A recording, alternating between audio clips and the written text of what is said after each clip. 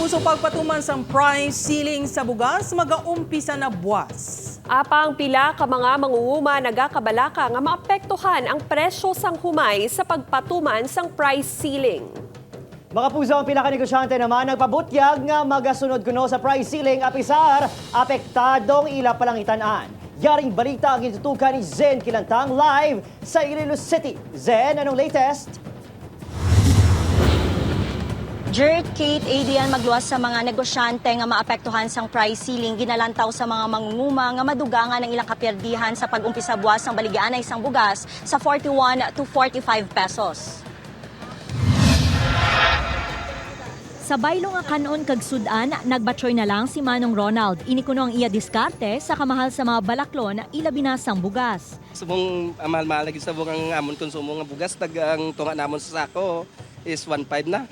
Yara sa 45 to 70 pesos ang kilo sang bugas sa merkado. Rason nga ginaprubahan ni President Ferdinand Marcos Jr. ang joint recommendations ng Department of Agriculture kag Department of Trade and Industry ang price ceiling nga 41 pesos sa kada kilo sang regular milled rice kag 45 pesos sa kada kilo sang well-milled rice. Ipatuman ini umpisa buwas. Apang para kay Leo, dako ang epekto sini sa mga mangunguma bangod posible nga magnubo pa ang farm gate price sang humay. Nagalaom na kuntani ang mga mangunguma nga makabawi subong nga tig-alani, ilabi na nga nagmahalman ang abono kag pestisidyo. Ko gidang sa una nga maigo sang price ceiling nga daan ang mangunguma gid kay simpre steady ang presyo sang bugas. Tapos ang nagapanarawat nga mga miller mahulog sila presyo sang humay nga ginadrawat nila dugangan pa sang ulan-ulan hindi sila makabulad sang ila humay simpre i-dry ang una-una nga maigo ang mangunguma kay ikarga nila ang ilang pang dryer sa mangunguma imbes nga makakuha subong tani nga mga binulan siguro mahulog ang presyo sang humay 18 mahulog na lang basi 16 na lang.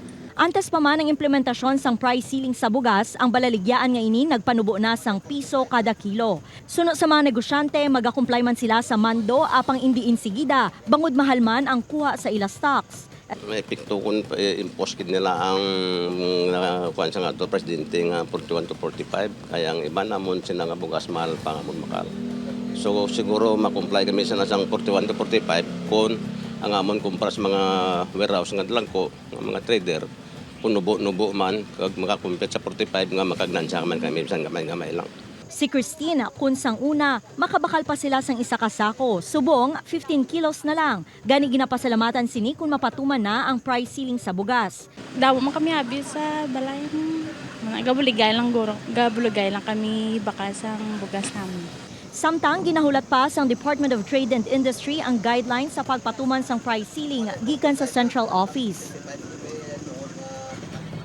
Jert, natala na nga mag-convene ang mga regional directors ng DTI, mga miyembro sang task force upod ang Department of Agriculture agud maplastar sang maayo ang guidelines sa pagbaligyaanay sang bugas sa mga merkado.